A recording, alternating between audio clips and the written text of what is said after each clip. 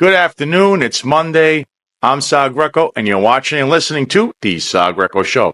If you're watching us on YouTube, please hit the like button, hit the share button, hit the subscribe button, hit the notification button. If you're watching us on Rumble, please hit the like button, hit the Rumble button, hit the follow button. And if you're listening on any major podcast streaming platforms, please like, share, and subscribe.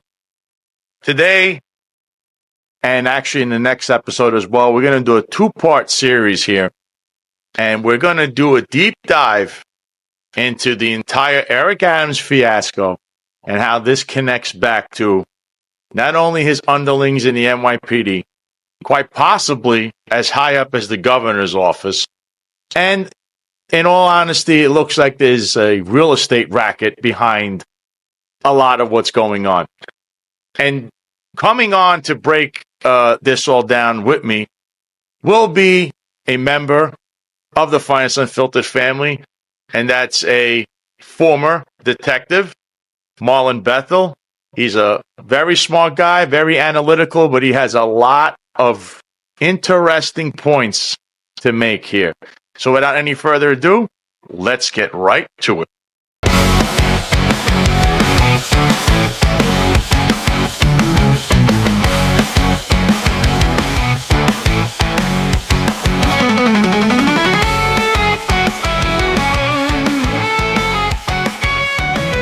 A special two-part series here, like I said, and on to break all this down, which is going to be a lot. There's going to be a lot of information here.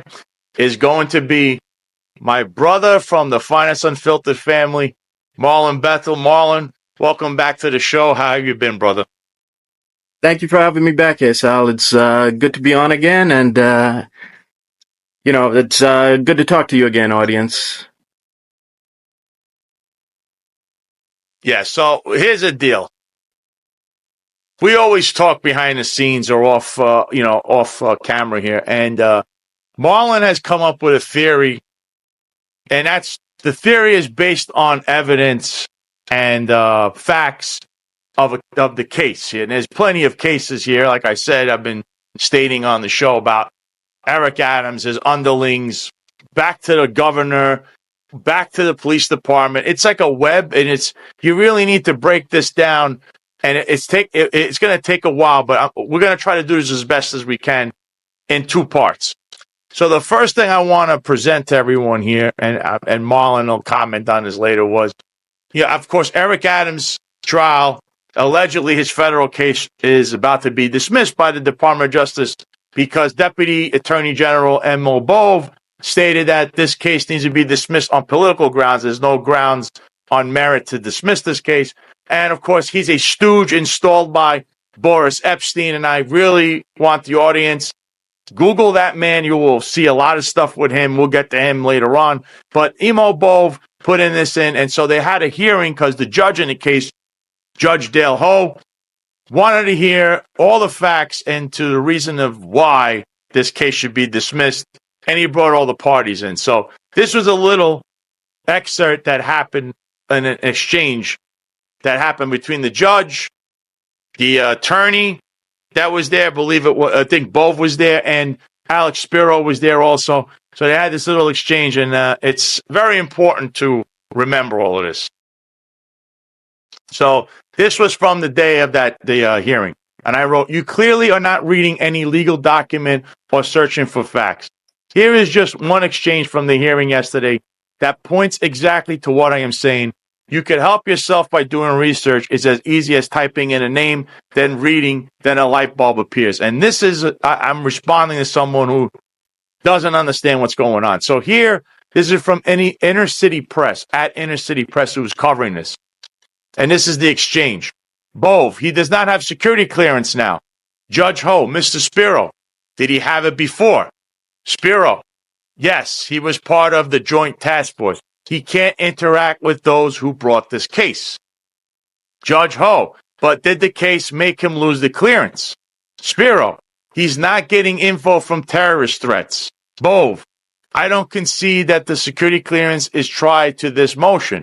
It is a matter of executive power. Judge Ho, how fast could it be restored? Bove, I don't know. Judge Ho, has this rationale been invoked before in a decision to dismiss an indictment? Both.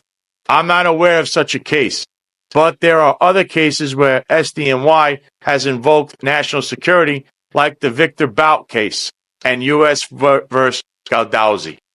Marlon, what did you take on seeing something like that? Because now we're learning what technically myself, John, Eric, you stated from the first minute we heard about this indictment.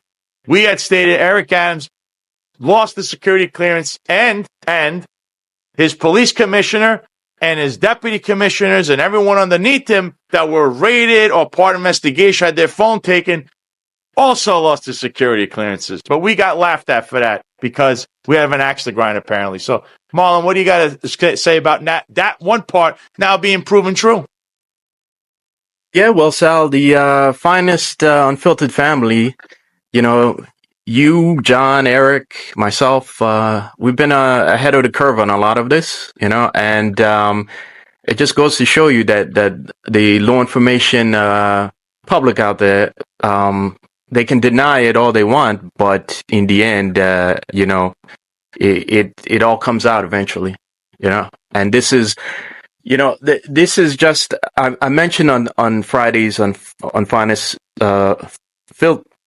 Finest Unfiltered episode that we're all being groomed to normalize certain things that never happened in the past. And one of those things is having a mayor that doesn't have access to intelligence regarding terrorist threats to New York City. Now, this is unprecedented because, people... 9/11 was more than 20 years ago now. So a lot of the younger people tend to forget. But, New York City is still the number one terrorist target in the West. And as I noted on Friday as well, New York City has one of the largest Jewish populations in the world. And there was a recent incident 2 days ago in Israel where there was 3 unoccupied buses that had explosive devices on them that were detonated. So when you think about that now, and you know New York City is a big terrorist target, why would you want a leader not having access to that information when that leader has to make critical decisions at a moment's notice?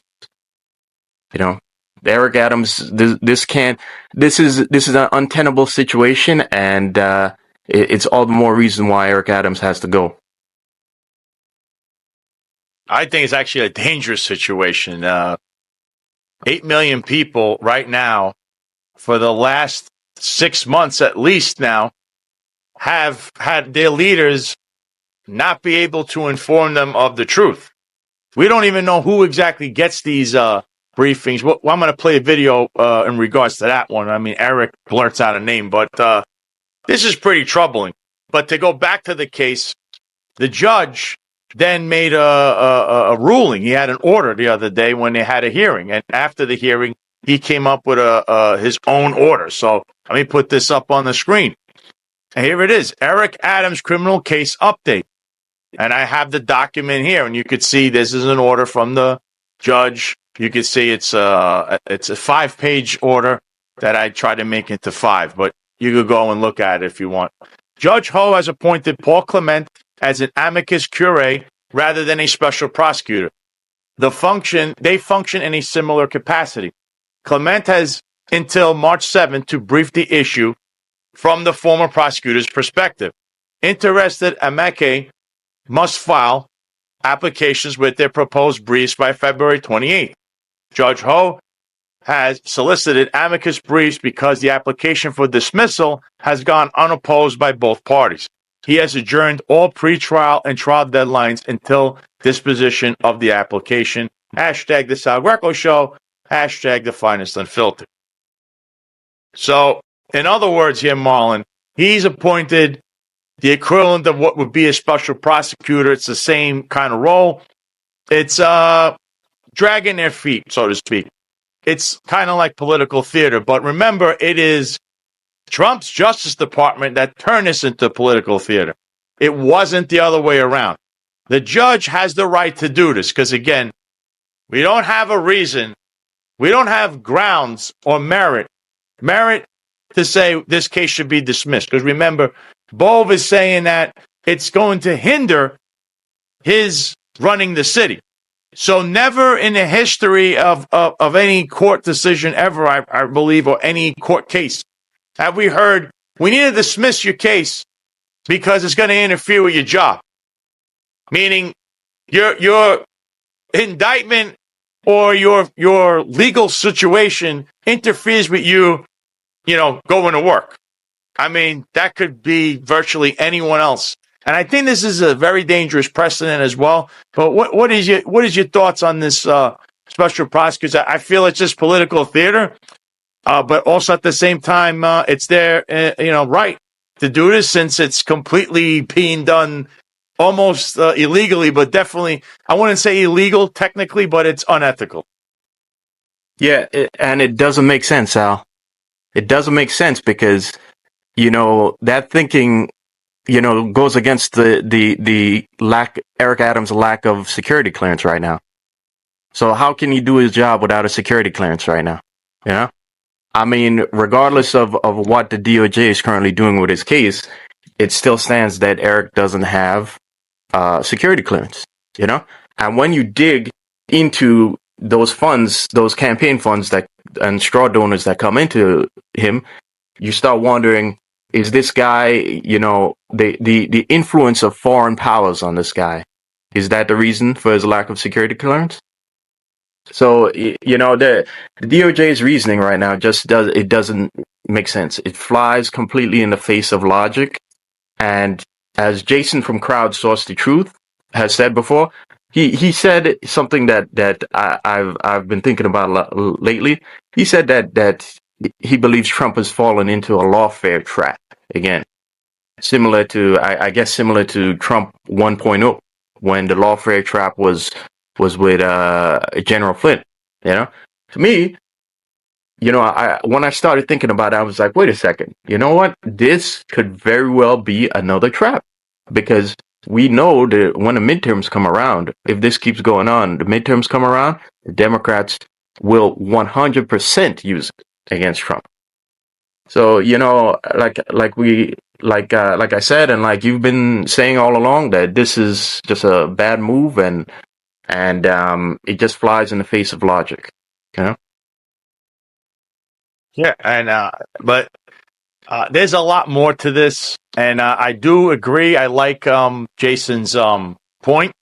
It is kind of like lawfare, but unlike the General Mike Flynn case, technically here, they are right. They're right that this case has no merit to be dismissed. It's being handled wrong. If it is lawfare or a setup, it would actually come from Trump's Justice Department, the people running it, not the other side. They caused this problem.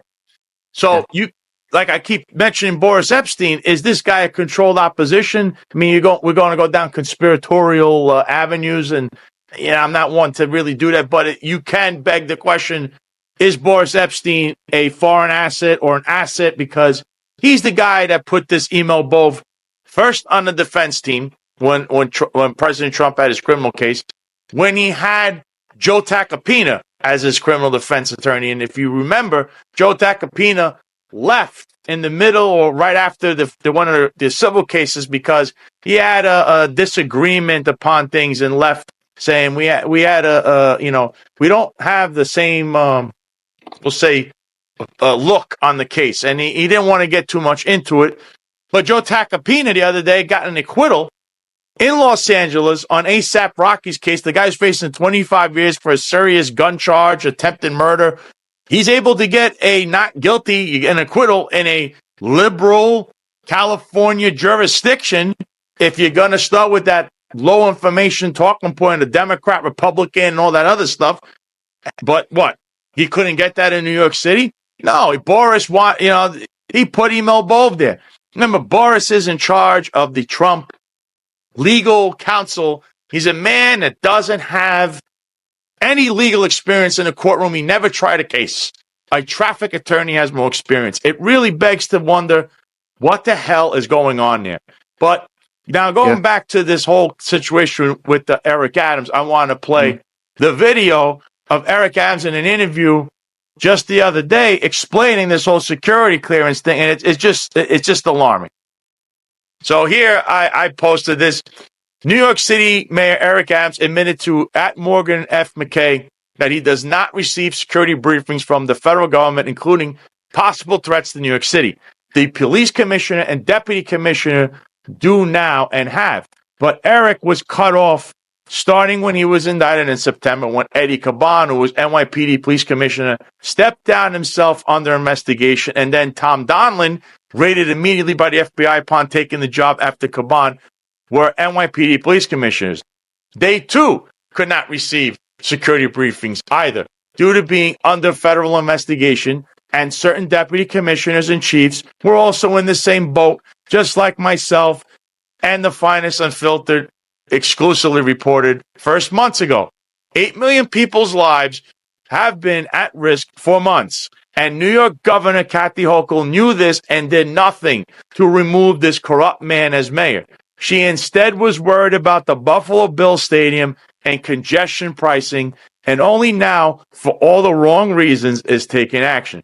She must be impeached as governor for her incompetence of playing politics and endangering the lives of her own voters in New York City. Hashtag the Sal Greco Show. Hashtag the Finest Unfiltered. So let's just watch this, and I'll get your take after. Just got the information, and they're going to look over it. But this now delays a decision in your case, and your attorney said that you haven't been receiving security briefings since your security clearance was revoked, and you haven't even been receiving terrorism threats, which seems like a big part of your job. And you said you've been able to do your job without any sort of interruption. Well, justice delayed is not justice denied. Have you not been getting security briefings? We still have in place the police commissioner and the deputy commissioner, Weiner, who's deputy commissioner of intelligence. And so they do not brief me on those high level briefings. And we're going to respect the authorization you need to get those briefings. But we've been doing the job as need be. Marlon, what is your thoughts hearing that this is 100% confirmed, and the fact that Kathy Hochul knew this and just sat there and did nothing? She thinks it's fine that 8 million citizens in her state have leaders that are not allowed to get briefings. We don't even know who really did, because remember, he said a police commissioner, but remember what we just stated there. Eddie Caban and Tom Donlin, one resigned and one was raided. Both were raided, but Tom Donlin was raided a week into his reign as police commissioner. So again, that upsets the apple cart. Who's getting briefed? We warned everyone. They didn't want to touch that. They don't even broach that subject. But now, how does Kathy Hochul justify her inactions? I think she should be removed and impeached immediately. Yeah. Well, Sal, if I may, to my last point, when I said this was a lawfare trap, it is not in the way the low information sycophants want to jump on it. They want to jump on it and say this is all because of politics. And Eric Adams mentioned about immigrants. He mentioned about he started talking about immigration. They want to completely ignore the fact that Eric Adams' administration now is trying to claw back $80 million from migrant shelters. It's a lawfare trap in that Trump is now supporting a guy who is systematically corrupt. Trump waded into a swamp that can easily pull him further down and kind of jeopardize his agenda. And that is where the trap is. The trap is having Trump defend a guy who's systematically corrupt, unpopular, and can't even accomplish the basic job of protecting New York City as the city's chief executive. So this situation in New York City is a mess. I've used the word kakistocracy a lot, or rather it's colloquial version, which is an idiocracy. Okay, that's a government run by the most inept, incompetent people. I've used it to describe New York a lot because the more I look at things around New York State, the more I realize, the people that are in charge of government they're not competent. Look at Hochul, who should have removed Eric Adams months ago. Okay, months ago. You can't have a properly functioning New York City with a guy whose administration. There's a new scandal every day in this administration. Yeah, new scandal every day. Now we know for a fact that he doesn't have the security clearance. We don't even know. This brings into question who exactly is even running New York City and who exactly is even running the police department. Because we know that behind the scenes, Phil Banks is still there. We know that a lot of policies that Tish wants to enact, she really has to get permission from Eric Adams. You know, she still can't completely clear the deck of all the cronies left over from Phil Banks. So you know, New York State is a mess right now, and I say that Hochul begrudgingly, she doesn't want to remove Adams partly because of the mess that New York City is in. Because, like I said before, if she removes Adams, then she has to a lot of that responsibility falls on her plate. And this is you know, we don't know the full scope of the problems in New York City. And I've said before many times that a lot of those problems relate to New York City's finances. And when the full scope of those problems comes out, somebody's going to have to take the hit. Now, Adams being there still becomes a convenient scapegoat for Hochul. As opposed to if she removed him, now it falls on the people are going to be like, well, you got rid of Adams, so now it's your bag, so to speak, you know? But again, New York City's a mess, New York State's a mess, and the longer it goes on, the more deeper this quicksand is. Listen, I wholeheartedly agree with your statement, but I see this as Hochul. I don't know how you can justify her remaining governor with this incompetence, because she's been clearly busy currying favor for the Buffalo Bills, and I guess they gave her like the blueprints for a new stadium that she's trying to get this through, and the congestion pricing, which she's mad that Trump cut off the federal part of that, and she was mad about that. But she's not mad that she left an incompetent, corrupt individual as mayor who cannot receive security clearances, and neither can his underlings. I mean, we go back, Kaz Dodry, John Shell, all these people have been involved in federal investigations, Department of investigations, had their phones taken. The list could go on and on. Who is getting these briefings? That's scary. He says Wiener's a teacher, I believe, at NYU or on the board or something there. I mean, this is just wild, and I can't believe the incompetence. But there's even more incompetence, because you mentioned Friday, right? So Friday there was something else that happened. There's a couple of things that happened, but I'm going to show you the first one because this is unbelievable. We found out the Luigi Mangione's case. It says right here, Luigi Mangione's lawyer says Mayor Adams publicly discussed evidence defense had not seen. Mayor Adams and an NYPD official discussed the case with HBO for a documentary. In her remarks to the judge, Luigi Mangione's lawyer, Karen Agnifilio, said she was shocked that the NYPD chief of detectives, that's Chief Kenny, and Mayor Adams were able to sit down with HBO and discuss evidence and their theories of the case for a documentary. The prosecutors have yet to turn over key evidence, including a journal that alleged in his manifesto that Adams at the NYPD official on HBO, Agnifilio said. And I posted this on X, and here's what I said about it. New York City Mayor Eric Adams has significantly affected the Luigi Mangione case that now merits a change of venue or a mistrial because of him and his NYPD executive's big mouth. Eric, former NYPD cop, should know no discussing details of a criminal case until after a conviction. But then again, Eric was never a real cop. Hashtag the Sal Greco Show. Hashtag the finest unfiltered. Now I'll say this. The mistrial part, that was a little leading. In that part, you could say, I misspoke. It can't be a mistrial because the trial hasn't even started yet. It hasn't been convened. But a change of venue can happen. Also, I believe it's a request to have the case dismissed because of obviously prejudice. And I think, Marlon, what Eric Adams, his lawyer, Alex Spiro, is screaming about and why they're trying to dismiss his own case, saying, well, there was an op-ed written by the former prosecutor, Damian Williams, that has nothing to do with him. But he said that there was, they're trying to taint the jury pool. How does this not taint the jury pool in a major case? It's unbelievable, Marlon. Yeah, it's completely inept, but it's part of course for Eric Adams, a guy who has less than I believe less than 20 arrests to his name, to his 20-year career, and doesn't know the basics, So this shouldn't surprise us, Immediately as soon as Adams became mayor, this was a guy who was going out and partying every night, okay?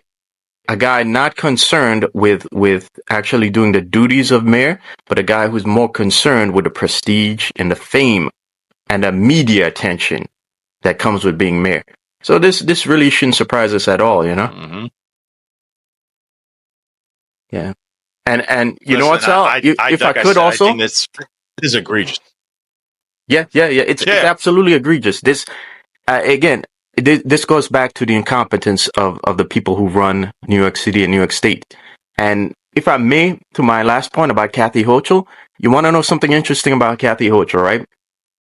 There's a lot going on in Buffalo, New York right now, right? A couple of weeks ago, Kathy Hochul had an interview with Hillary Clinton. And the interview was again, you got two of the worst people that have ever been in government talking. And I was like, 30 minutes in, I was like, oh man, this is a terrible interview. But it got very interesting, especially when Kathy started talking about Buffalo. And you could actually see like her eyes lit up, right? Because Buffalo is getting a lot of development right now, a lot of development and a lot of business. And Kathy even spoke about pushing people to go live in Buffalo, getting people up there and getting businesses up there. So it's very interesting when you consider what's happening in New York City and why she wants Adams there. I don't want to be conspiratorial, but I see so much going on in Buffalo that it's like, it seems to me like it's in her interest and the interest of her campaign financiers to keep Buffalo being pushed and being built up. So. Yeah. Again, I don't know what her comments were. The fact that not only Luigi Mangione's case is being tainted by not only the chief of detectives, not only Eric Adams, but the fact that he had 30 people at his original arraignment and he wasn't even shackled, where two cops could have done that like they've done for decades. Probably, I think, more like a century, where two cops would pick up a defendant in another state and transport him back to New York City. But apparently 30 people had to do this. It was a huge waste of resources. And I don't know how you don't see that as trying to taint the jury pool. Look, you can say what you want about, the Luigi Mangione, if he's guilty, he's not guilty. Everyone has rights in this country. Much like the O.J. Simpson trial, if you remember how that went, the reason he was acquitted was they messed up in a chain of custody, the police department. There's a couple other factors contributing, but that was the main point. So we want to convict people doing things the right way if you're going to do that. This is absurd. I would say this guy should be acquitted just because of what's going on here. And I don't know what the end game is with this, but this one that happened on Friday, to find out that they're doing a documentary, again, this whole perception management, self-impressed people. Again, what is it doing? It's good to try to hook in low information people. They're trying to get you to think Eric Adams was always a cop and he's a good guy and he's tough on crime. I don't see it that way. I think he's a buffoon who, I don't know what he's still doing there. But apparently Eric Adams, he can't be prosecuted, nor can he be removed. He's actually reached a rank no one even has. He's higher than the president. He's untouchable. We don't know why. But I think you're alluding to something because you mentioned real estate. Real estate in Buffalo. And now we're talking about real estate in New York. And here's an article that happened, again, it was on Friday. It's in the city.nyc. It's by Greg B. Smith, the Dean of Journalism. Indicted Eric Adams fundraiser and possible plea discussions with feds. hotel developer Wei Hong Hu could be an explosive witness against the embattled mayor. A fundraiser for Mayor Eric Adams charging a kickback scheme involving city contracts obtained a delay in the case in preparation for possible plea negotiations with prosecutors in the Brooklyn U.S. Attorney's Office, a court filing shows. Wei Hong Hu was indicted last week in a public corruption scheme accused of bribing the founder of a nonprofit group, Exodus Transitional Community, that released inmates in her hotels during the pandemic with rooms paid for with government funds. She and a co-conspirator, Christopher Dantzler, owner of an unlicensed security firm handling security at the hotels, paid Exodus CEO Julio Medina $2.5 million in bribes in exchange for $51 million in contracts, prosecutors alleged. Several hours after Hu appeared in Brooklyn federal court on February 13th to plead not guilty, Brooklyn U.S. Attorney John Durham's office filed papers requesting the clock be paused leading up to trial, citing plea negotiations. The document signed by Magistrate Judge James Cho also cited discovery, obtaining the evidence prosecutors have amassed in the case as a reason the U.S. Attorney and Hu's counsel, led by defense lawyer Benjamin Brofman, agreed to hit pause. Cho specifically noted that the time exclusion was approved given the reasonable likelihood that ongoing plea negotiations will result in a disposition of this case without trial. Both Medina and Dantzler also requested time excluded for the same reasons, referencing plea negotiations and discovery. Contacted by the city, Brafman, who has described his client as a victim and not a co-conspirator, stated, "There are no plea negotiations," and declined to comment on the document filed in court, signed by both sides and approved by the judge that specifically referenced plea negotiations. Hu's involvement in possibly illegal acts that implicate Adams' political campaigns and his administration extend far beyond Exodus, as revealed by the city in a series of investigative reports. If she were to fully cooperate with prosecutors, she could be an explosive witness against the embattled mayor. Hu hosted two fundraisers for Adams' 2021 campaign at her Fresh Meadows Hotel, the location where the City Department of Investigations joined the FBI to execute search warrants last year. In June 2023, Hu threw a fundraiser for Adams' re-election bid, raising $44,000 at a luxury building in Hudson Yards, where she had recently purchased an apartment for $5 million in cash. Two donors told the city that $2,000 contributions were reimbursed by members of Hu's family, making them straw donations forbidden under the city's campaign finance program. And in 2022, another associate of Adams, Reverend Al Cockfield II, made a call to the Department of Buildings after inspectors paused a midtown development project owned by Hu, citing a construction safety violation. The stop work order was promptly rescinded, the city reported. Cockfield was also part of the intervention to allow construction to proceed with another Hu Manhattan hotel project, despite her failure to replace affordable housing as required. Federal and city investigators raided Cockfield's home the same day they visited Hu's Fresh Meadows Hotel, and sources told the city the probe involves her fundraising for Adams and Cockfield's work on her behalf. Hu also has ties to Adams' top Asian community advisor and fundraiser, Winnie Greco, who stayed at the Fresh Meadows Hotel for months in a room that was part of the Exodus shelter program, the city found in its investigation. Greco has never provided evidence she paid. Greco's two Bronx properties and a Queens mall that was another hub of Adams' campaign activity were both raided by the feds a year ago. Greco resigned in October. Last week, the Trump Justice Department initially blocked further investigative steps regarding Adams in ordering Manhattan federal prosecutors to dismiss their case against the mayor. But in court on Wednesday, acting Deputy Attorney General Emil Bove backed away from that position, saying there are now no restrictions on subsequent inquiries about that involve Adams. The Exodus saga began in April 2020 at the start of the pandemic, when Exodus was awarded an $835,000 no-bid contract from the de Blasio administration to house inmates released from Rikers and upstate prisons. That contract would ultimately balloon to more than $122 million. The city first raised questions about the hotel program in 2022, discovering that a firm they'd hired to provide security at Hu's Hotel in Fresh Meadows did not have a license. The city later discovered millions of dollars were funneled into another unlicensed security firm controlled by Dantzler that the city was unaware of.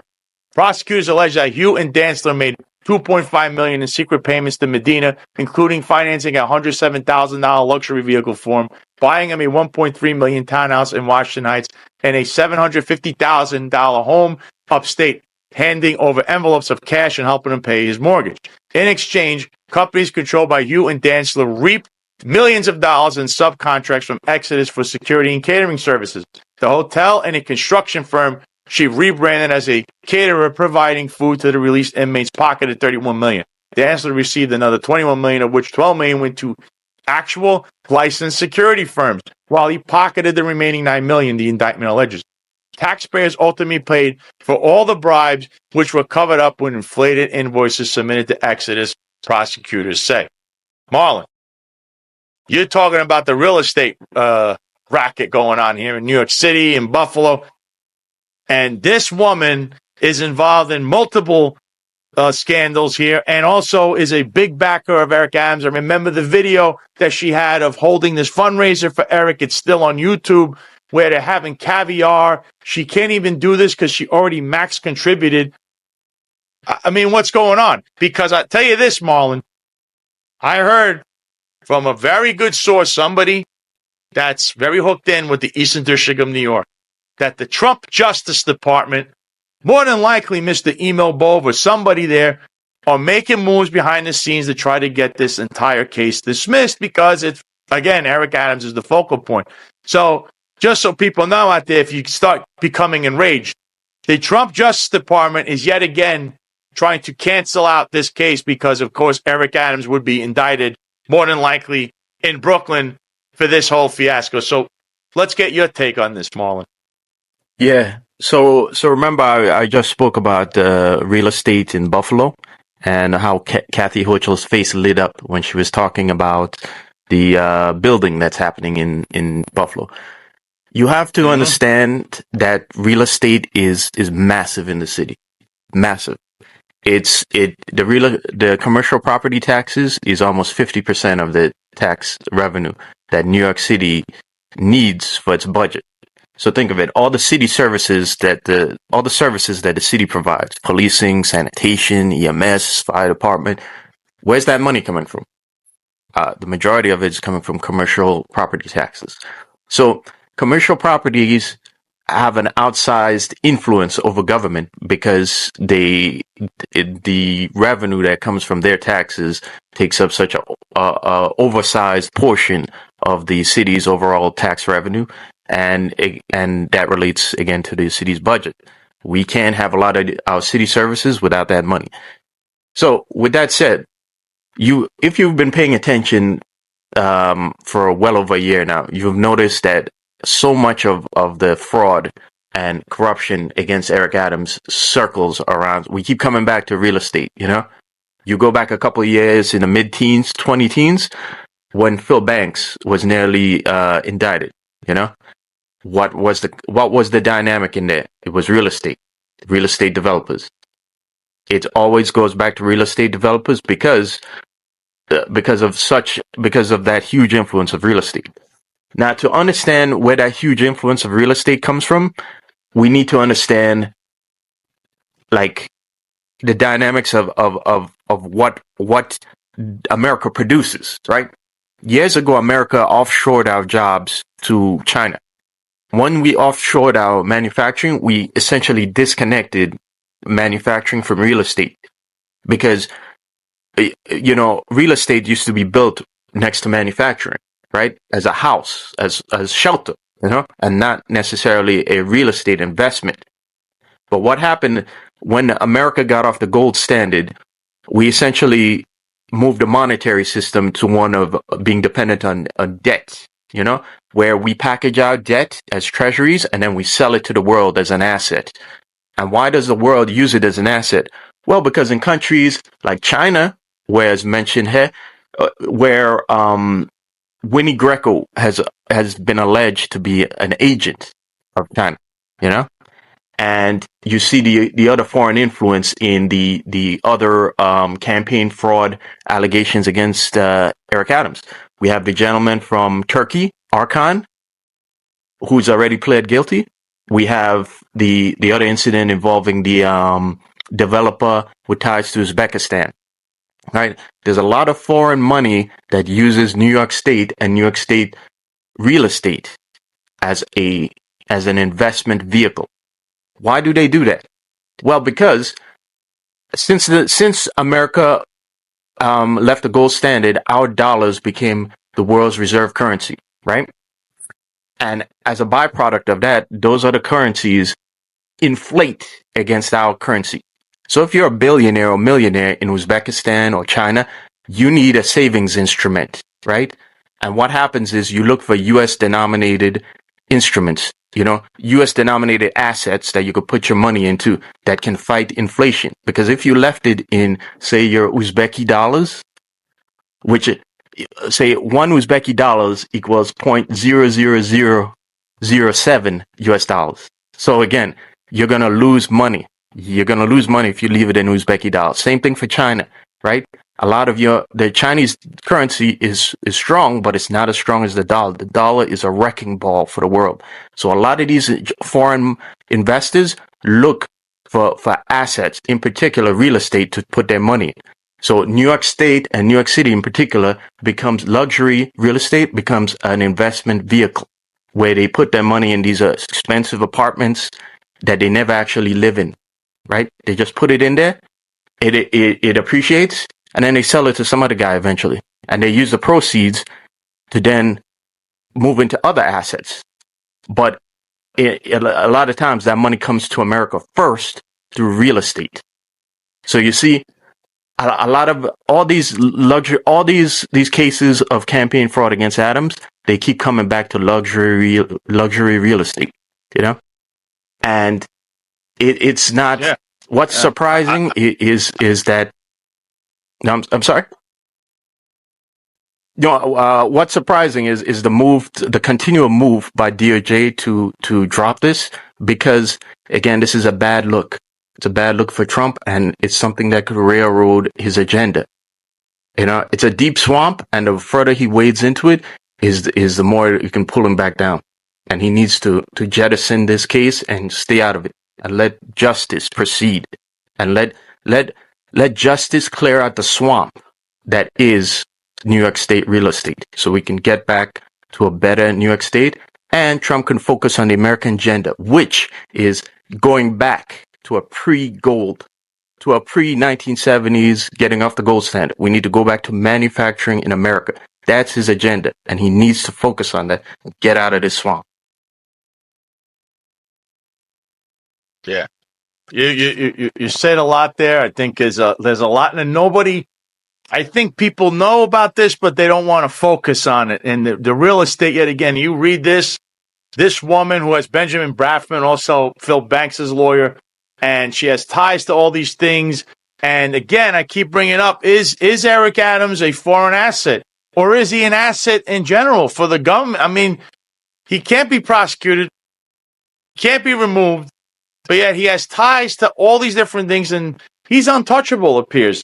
Because if you or I or anyone else that's watching this show right now or listening to it does anything in the neighborhood of what Eric Adams is involved in, you're going to jail, and your trial will be like a big spectacle. Is it? Because it's just, there's arbitrary treatment going on, and I still can't wrap my head around it. When I read this, and the fact that this source said that the Trump Justice Department is trying to kick this down the road or do the same thing or get rid of the case altogether, that's troubling. And again, remember the name Boris Epstein and his email Bove character. Because I don't know where these guys butt their heads in. They're not even, you want to play the political game. Remember, she was being investigated in 2020. So this is long before Joe Biden, all this other stuff happened. And then Eric Adams' original case from the Southern District of New York started in 2017 under Trump's original Justice Department. So these political low information hook lines that he's a victim, political persecution, is a ruse. He's just trying to dig into the low information people because it's perception management. They're trying to spin the narrative. I just want to inform people with that. But you mentioned one other thing, this Uzbekistan guy. So there's a whole thing with that. And I'm going to put that on the screen. This is from the International Consortium of Investigative Journalists. Okay, this is a I mean, you would say, where does a publication like this come from? But this is where these hidden gems come. This is by Thomas Rowley. One of New York City Mayor Eric Adams' alleged straw donors linked to energy mogul with high-level Russia ties. A New York developer who donated to Adams' campaign operates a real estate empire that documents show is majority owned by a Cyprus-registered company linked to Uzbek tycoon Bakhtur Fazilov. I hope I got that name right. I don't want to butcher that. And here he is. Picture with Eric Adams right there. Tolab Mansurov, an alleged straw donor, pours tea for Mayor Adams at a roundtable the mayor hosted with the Silk Road Foundation's Uzbek community leaders on Monday, July 17, 2023. A New York luxury landlord named among the alleged straw donors is the criminal case against Mayor Eric Adams as ties to the Uzbek owner of a billion-dollar energy company once co-owned by a Kremlin-run bank. The alleged straw donor was named by New York media as Tolib Mansurov, an Uzbek national prominent in the city's Central Asian community, who appears as the only public director and shareholder of two New York State registered companies that own millions of dollars of Brooklyn real estate. In fact, a new investigation reveals Mansurov's property firms were, until 2020, majority owned by a Cyprus-registered company with close links to Uzbek energy and construction tycoon Bakhtur Fazilov, who has in the past had extensive business dealings with powerful Russian interests. Last week, President Trump's Justice Department instructed federal prosecutors to dismiss all charges against Adams, prompting the high-profile resignations of the acting U.S. Attorney in Manhattan and top Justice Department officials in Washington. On February 17th, four of Adams' deputy mayors resigned, and New York Governor Kathy Hochul said she was considering whether to remove Adams from office. The order was the latest in a series of bombshells rocking New York City politics since a federal grand jury in September indicted the mayor on criminal charges of bribery, conspiracy, and soliciting campaign contributions from straw donors, individuals who make illegal political donations on behalf of foreigners or others seeking to hide their identity and exceed donation limits. While the alleged straw donors in the Adams case were not named, New York news organizations have identified several, including Mansurov, a longtime U.S. resident whose developments dot Brooklyn's gentrifying areas such as the Crown Heights neighborhood and 4th Avenue. But an investigation by the International Consortium of Investigative Journalists, ICIJ, Radio Free Europe, Radio Liberty's Uzbek Service, and Uz Investigations has found that Mansurov's property business is 51% owned by a Cyprus-registered company, Saltamo Limited, which is owned by the head of a Cyprus offshore services firm that provides so-called nominees or stand-ins to mask the identities of the true owners. A company owned by the same natural person as Saltamo pledged securities to a bank in order to allow Saltamo to take out millions of dollars in loans. The pledging company, Erelico, is 100% owned by Fazilov. A spokesperson for Fazilov told ICIJ that he had no personal involvement in any of the matters you raised. In an email to ICIJ, Mansurov said that he had no business dealings with Fazilov. Fazilov, 49, is chairman and sole owner of Ariel Group, a giant Uzbek energy company formerly based in Moscow that since 2017 has won billions of dollars in state contracts for Uzbekistan's mammoth natural gas sector. His construction company, Enter Engineering, has erected hundreds of millions of dollars worth of gas, oil, and other industrial infrastructure, as well as new tourism sites and an ice hockey arena for Tashkent, the Uzbek capital. Both Ariel and Enter Engineering have been financed over the past 15 years by Gazprom Bank, whose ownership and management structure have attracted scrutiny for ties to key allies of Russian President Vladimir Putin. Gazprom Bank is the financial arm of the majority Russian state-owned energy giant Gazprom. Prior to Russia's full-scale invasion of Ukraine in 2022, Ariel Group counted Gazprom Bank as a 25% shareholder. Another former shareholder in Ariel, which has since divested, is a former executive of a company owned by billionaire Gennady Timchenko, considered one of Putin's closest oligarch allies. Both Gazprom Bank and Timchenko have been placed under Western sanctions since 2022. Fazilov has previously denied any dealings with Timchenko. The Ariel Group underwent restructuring in 2022 in response to the war in Ukraine. As such, any references to past relationships are misleading and amount to a cynical attempt to introduce a Russia angle into your story. This appears to be a deliberate attempt to manufacture public interest, which, where none exist, a spokesperson for Fazilov told ICIJ. Further, Fazilov counts family members of two former high-ranking personnel in Uzbekistan's notorious security services among his business partners in Russian property and agriculture firms. One of them, Sharif Ayatov, is the son of ex-security service chief Rustam Inuyatov, who is widely regarded as one of Uzbekistan's great cardinals, the shadowy security service players who run the Central Asian country's economic and political life, and who is reported to be close to the Kremlin. Manzurov's ties to Fazilov's firms and other powerful Uzbek interests, which in turn are tied to powerful Russian interests, provide new insight into the overseas business connections of one of the alleged straw donors to Adams' 2021 campaign. All of Mr. Fazilov's personal and group transactions are conducted to the highest international standards. This means they are reviewed by international banks and lawyers. Any attempt to portray Mr. Fazilov's interest in a negative light would therefore be defamatory, a spokesperson told ICIJ. Silk Road. Originally from Samarkand, a city along the ancient Silk Road trade route, Mansurov founded his New York luxury renovation company, United Elite Group LLC, in 2012 and his real estate holding Global Industries LLC in 2015. That same year, a Cyprus-registered company, Saltamo Limited, recorded a 51% interest in Manzurov's Global Industries and lent the New York company $400,000.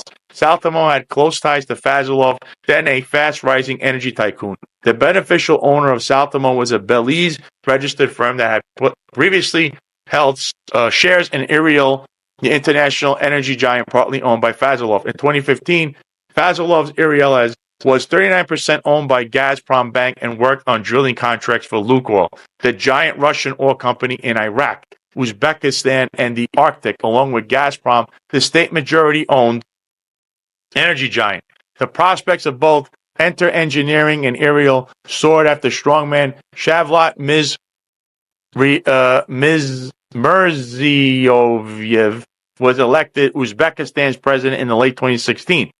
Fazilov has become one of the most successful businessmen of Mirziyoyev's new Uzbekistan agenda, which has sought expanded a diplomatic relationship and a modern liberalized economy. Between 2017 and 2022, Iriel says it received a $2.3 billion in state contracts as part of Mirziyov's drive to unlock Uzbekistan's natural gas wealth, building hundreds of kilometers of gas pipeline and drilling hundreds of wells. It did so under a joint venture with Uzbek state gas company Uzbekneftgaz and Russia's Gazprom. A loan document filed with the Cyprus authorities in 2019 shows that a Cyprus company owned by Fazilov, Irilico Limited, pledged its accounts to Credit Suisse in order to secure a loan facility for Saltamo. Both the customer, Saltamo, and the assigner, Irilico, belonged to the same natural person, the document reads, suggesting that Fazilov was the owner of the Belize company that ultimately owned Saltamo. Fazilov did not respond to a question about whether he was the beneficial owner of Saltamo. According to a year-end 2020 financial statement, Saltamo had drawn nearly $21 million in loans from Credit Suisse, which was secured by a pledge on securities of a related company held with the lending bank. Around the same time, the Fazilov linked Saltamo loan funds to Manzurov's New York's real estate firm, Global Industries, according to financial records reviewed by IJ. Neither Fazilov nor Manzurov answered ICIJ's question about whether the funds loaned by Credit Suisse had been used to purchase New York real estate.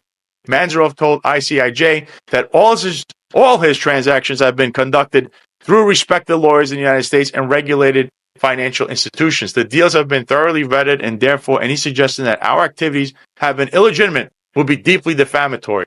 Saltamo later reported that during 2019, its beneficial owner had switched the Belize company that transferred shares in Saltamo to the owner of the Cyprus corporate service provider, which acts as a secretary to Saltamo, Behudir Gafurov. According to a review of corporate filings by ICIJ, Gafurov's company, Epimena Corporate, currently acts as a secretary to 16 Cyprus-registered companies where Fazilov is a beneficial owner. Epimena did not respond to requests for comment.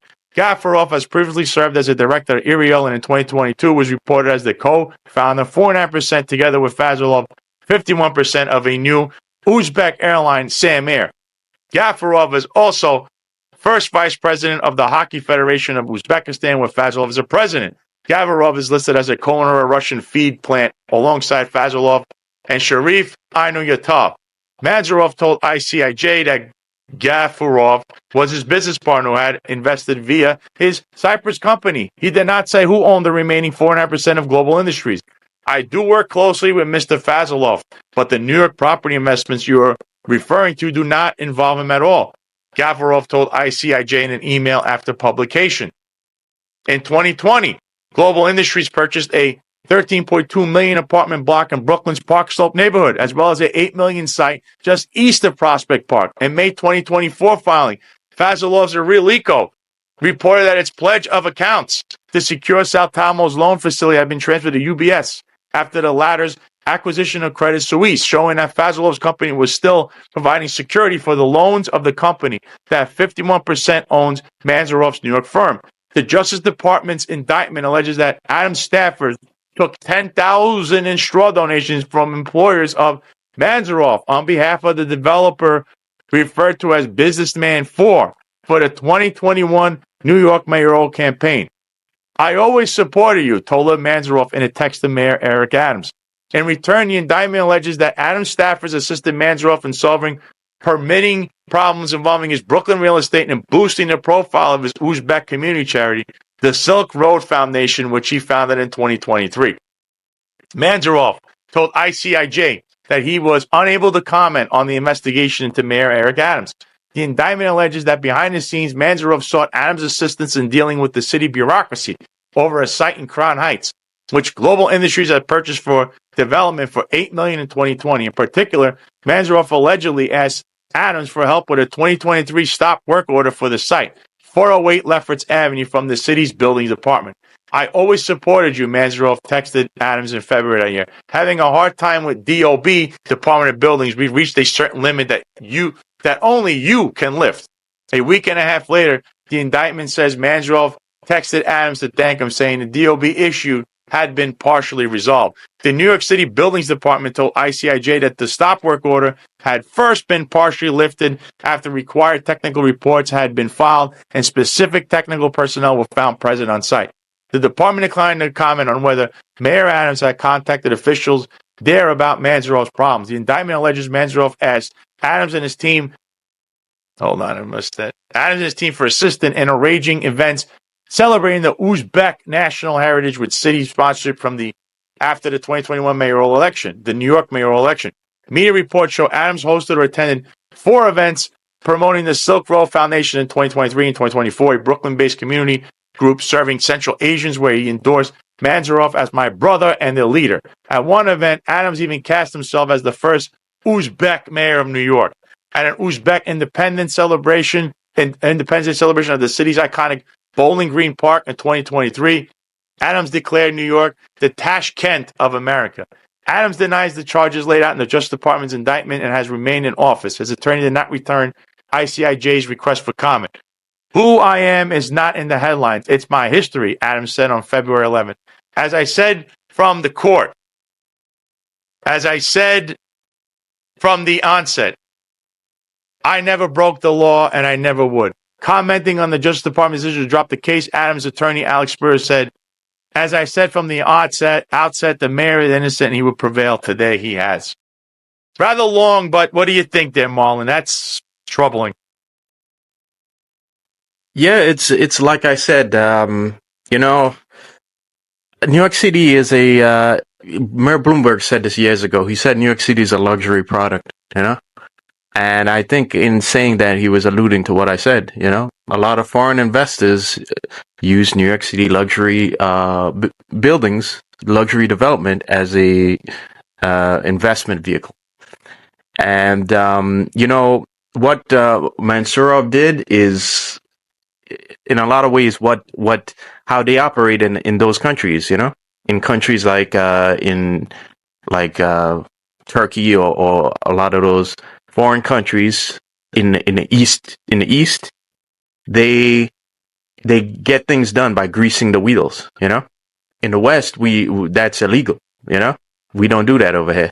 But in a lot of those countries, a lot of those countries aren't first world countries. A lot of those countries are still the global South, and still the global South is a term meaning developing countries. And a lot of them have corrupt officials, and the way you get stuff built and get business done is by greasing the wheels a little bit. So what Mansurov is doing is what he's accustomed to doing in his country.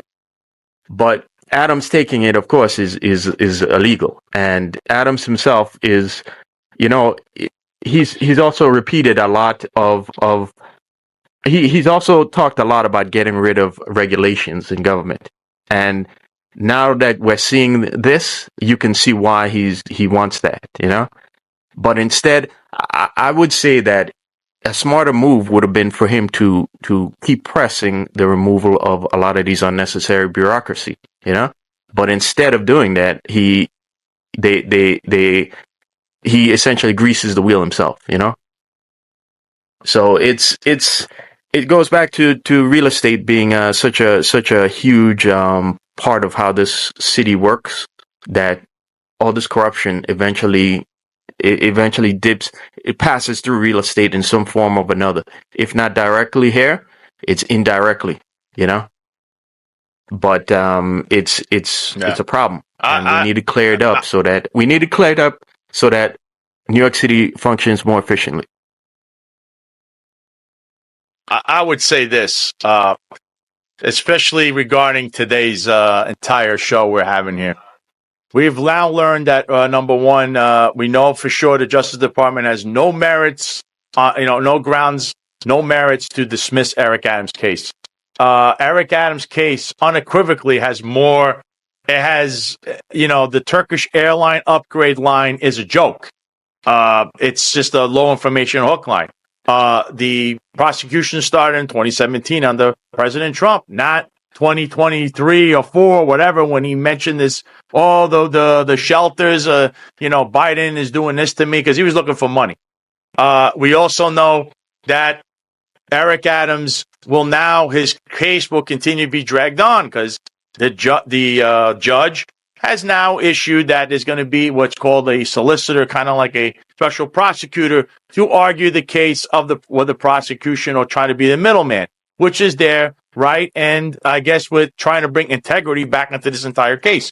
We then further find out that Eric Adams and his chief of detectives stupidly and illegally basically discussed matters of discovery in Luigi Mangione's case on a documentary on HBO, where the defense doesn't even have it. That's grounds for a dismissal of the case or a change of venue, whichever comes first. We also learned that definitively Eric Adams has no security clearance, and we can confirm to you that we've said that so do his deputies underneath them, the former police commissioner. New York City has been run with their top officials having no security clearance, and Kathy Hochul never stepped in and thinks that's fine, and only now wants to say something because she's afraid that the political winds are sailing on her. And then finally, the real estate racket that's controlling New York City for so many years. It has a lot of foreign ties, whether it's from the Asian community, from China, now you heard this article we just read, from Uzbekistan, from Turkey, from Russia. By the way, Boris Epstein, I don't know if might have ties to these people as well. He's from that community. So just to throw it out there, I'm not saying that's 100% a fact, but it's funny how his name and involvement has slowly showed up here with Emo Bove, and Steve Bannon is involved. And again, these people from the same communities, Brooklyn, Crown Heights, Park Slope. You heard all these different things going on. So we are breaking this all down. Marlon is giving you a little bit of his theory on this, and this is going to continue.